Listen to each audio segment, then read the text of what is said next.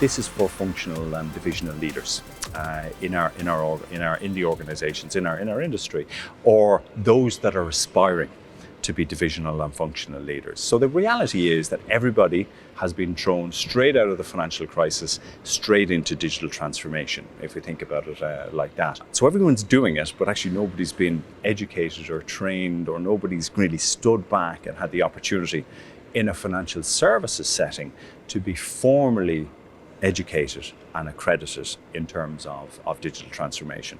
So when we've structured the program, it's essentially around 3 pillars. So the first one is strategy, the second one is structure or setup, and the third one is success. So if we think about those 3 pillars, if we think about digital transformation, what we're going to help professionals do, divisional or aspiring divisional and functional leaders, is actually look at how do they understand what's happening in the marketplace.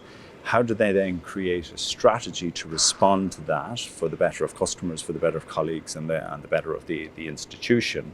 And then how do they create the culture, or how do they create the environment within the organization to successfully bring that strategy forward? So that's strategy.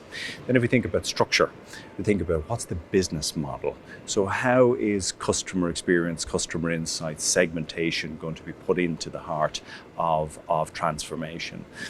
We think about the operating model. So for divisional and functional leaders or aspiring, how do they create and change the operating model so we can create better customer outcomes in the digital age? So I've talked about strategy.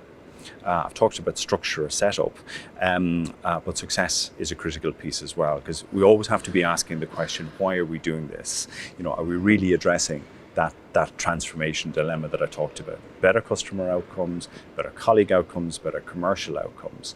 So how, as we're crafting a strategy, as we're structuring a team to go about delivering a transformation strategy, how can we make sure that we get the right outcomes through people, through process, through technology, but ultimately for the customer and for the entire stakeholder set.